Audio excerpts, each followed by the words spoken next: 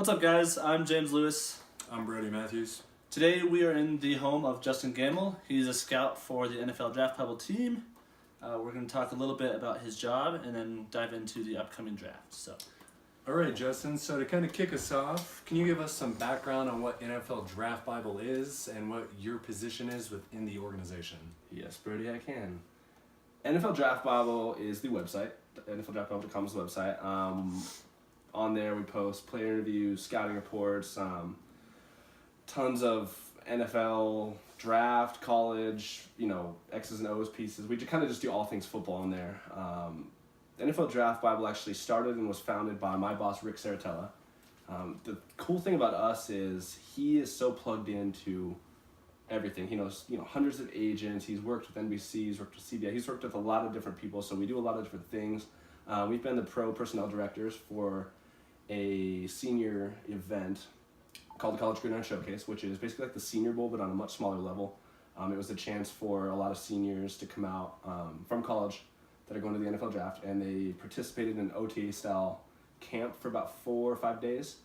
We did it down in Texas last year, and it was just a chance for all the scouts to come see these guys play. And we were the ones in charge of putting together the rosters as well as scouting all these players and kind of making it all happen. So that's NFL Draft Bible. Like I said, it's just a website, but we do so much more. And the cool thing about not working for one specific team is a lot of us can kind of branch out and do other things. Like right now I'm working on a draft piece or a draft project with NBC Sports Chicago.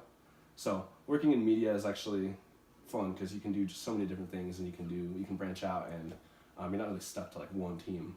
Nice. You're not betraying anybody or anything like that. So my role within the organization is I'm a scout and evaluator. So I work on scouting reports. I do pretty much anything that has to do with evaluating players is kind of what my job is. So I travel to the combine, I go to games live. I've been to Boulder recently. This past year I went to watch CU play USC. And that's pretty much my daily job, is just watching film, going to games, and evaluating the players themselves. So one thing we are curious about is, can you talk a little bit about your journey to becoming a scout? Yeah. And how this kind of came about? Absolutely. I played college football for a small school called Cole College. My defensive coordinator at Cole College actually runs a nationwide recruiting service for high schoolers going to college. And he used to play in the NFL, so he kind of had a lot of good direction and advice for how to push me in the right direction and how to get me going in the right places. So we used to, study football together. He would teach me the game in and out, X's and O's, and that was kind of how I really started to get into more of like the deep dive into the X's and O's type stuff. So from there, I started writing for some small websites. I got hired for Cover 32 magazine at one point. I'd post freelance stuff like on Twitter, just a lot of just random football work. And actually from Twitter is where my boss reached out to me.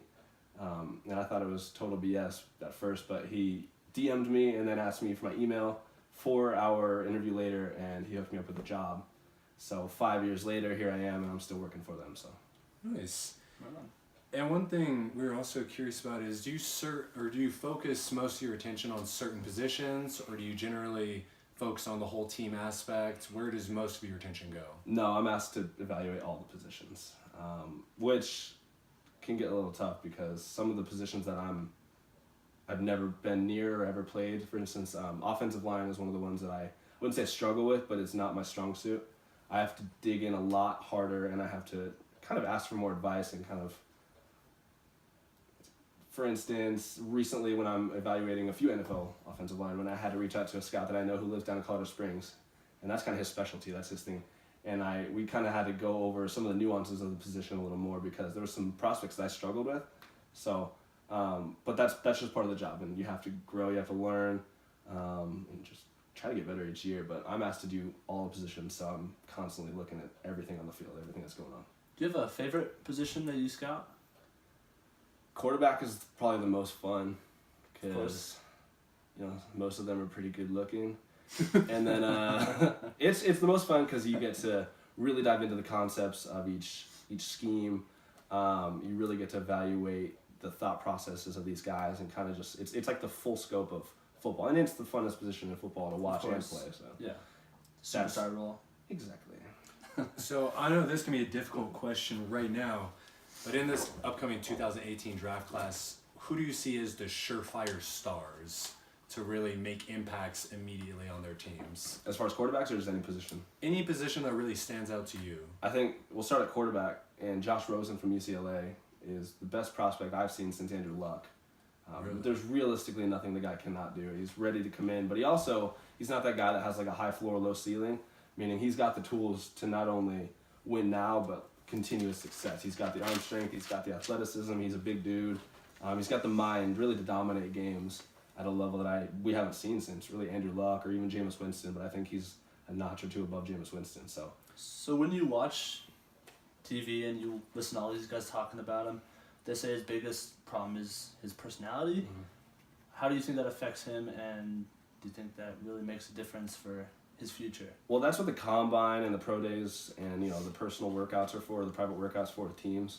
That's what they're all for, is getting to know these players and everything. And I know since everything that's happened so far with like the post-draft or the pre-draft process, a lot of those questions I think have been answered with him. I haven't heard anything negative from any agents or any agents that are connected to teams. I guess he's really been a nice kid. I think he was just a little misunderstood, and that'll happen with the media. You say one thing to the media, it's blown out of proportion. But he's been a guy that I think really kind of showed that he's not cocky or arrogant. He just knows that he's good, and he knows that he's a leader. And he's just, some guys have bigger personalities that rub off on others a different way. But I don't think it's as big as issue as people wanted it to be. So, real quick, going off like Baker Mayfield, arguably he's the most controversial quarterback in the draft. Polarizing for sure. Polarizing. How do you feel about his status moving forward and what he can bring to a team in the NFL? Well, we see what he does well. I mean, he's got a good arm. He's got a live arm. He was an accurate thrower to most levels of the field. I think he struggled a little bit when you saw him have to really drive the football. I think his delivery is a little funky. He kind of hunches down. His system that he comes from is a little wide open as well. He's not used to throwing to uncovered guys. He's not used to having to anticipate throwing windows so much, like some of these other guys who come from more pro-style concepts. So he comes from a little more wide open thing where he really had a clean pocket for most of the games because they either got rid of the ball fast or he had a dominant O-line that really gave him a lot of time. So I think moving forward, his height's going to be a disadvantage. People want to say it's not, but it's just common sense. And he's 6 feet tall. Trying to see passing lanes behind those guys is going to be the challenge for him. Dealing with pass rushers at the NFL level is going to be a challenge for him. I know he gets compared to Breeze and he gets compared to Wilson. Well, he's not nearly as good a passer as Breeze. He's not the savvy pocket manipulator. He's also not nearly as good of an athlete as Russell Wilson. He's not as big and he's not as strong. So he's got some things going against him. I think he's going to be a lot like Jared Goff from 2 years ago, where he's going to need a system in place that kind of caters to what he does, and he's going to need a lot of help around him. He's not the guy that's going to come in and, drive the bus. He's going to have to just steer it for a bit before you can really take the training wheels off and let him be the guy. I don't think he's going to do that, though. So switching to running backs, we've talked about how there's two different types of running backs. There's a power strong back. There's a speedy quick back, with obviously the exception to the hybrids like Adrian Peterson and stuff like that. So what do you think is it that a team looks for when it comes to a power back versus a speed back, and what kind of difference does that really make? Well, nowadays it's interesting because there's like every team has multiple backs. There's no longer the days like old school football where everyone has like that one dude. The offensive schemes are becoming so versatile and so like they're evolving. So you gotta have that short yardage back. You gotta have the receiving back. It's nice if you can get a guy that does both. But either way, there's no reason to have one running back take a pounding and take 35 carries a game. So now you see the splitting it up. Alvin Kamara last year was great because he comes out. And not only is he speedy and he can basically play slot receiver, but he also is a powerful dude who can create yards after the catch. He can bounce off arm tackles. So I know like the prototype this year, the old school pounded up the middle, is Nick Chubb from Georgia. Not the best receiver. He's not the most fluid, agile guy, but he's just good enough. And I mean, he's got breakaway speed. He's a powerful dude. He really excels on the inside runs. Where he excels in tight spaces. He can burst through arm tackles. And then his counterpart that he played with at Georgia is Sony Michel, who is also, he's been compared to Kamara, but he's a big dude as well, but he really can play slot receiver. He can play, he can get the outside runs going. He can take a pitch. He can really do anything. He's so versatile. So I think like the days of looking at one or the other is gone. You kind of have to find those hybrid guys and then also set the tone with the big dudes like Nick Chubb. But the more versatile a guy can be, I think the better these days, just because the passing attacks and the offenses are so versatile and kind of crazy. All right, so like you said, most teams now have multiple running backs in their sets. When you look at a guy like Saquon Barkley, do you see someone who can carry the load 25 times a game? Where do you think he should be taken? Because obviously the running back position has been devalued to a certain amount the last few years. Is he worth the first overall pick?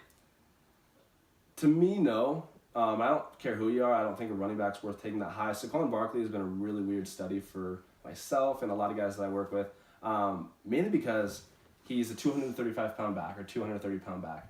He's a big dude. You look at him, just look at him, and you think, like, this is the pounder up the middle. But then you watch him, and he's really a more finesse guy. He's come out and even said, I'm a really finesse runner. And he doesn't like small spaces. He's eager to bounce it outside.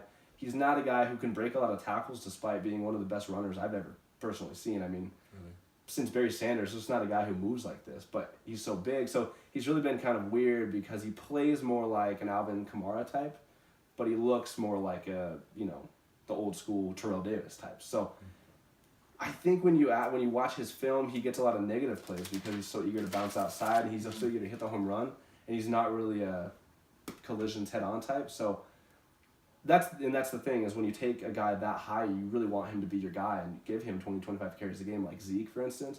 I don't think Saquon Barkley is that guy. I think he's more of your receiving threat, your swing pass type. He's even more like a David Johnson in Arizona, and I think Johnson has gotten a lot better at running up the middle and doing things between the tackles, but I don't know if Barkley's going to be the guy. He wants to be finesse. So I think whoever takes him, you're going to want to pair him with a more physical guy who kind of wears defenses down, and then you let Barkley do the things in space.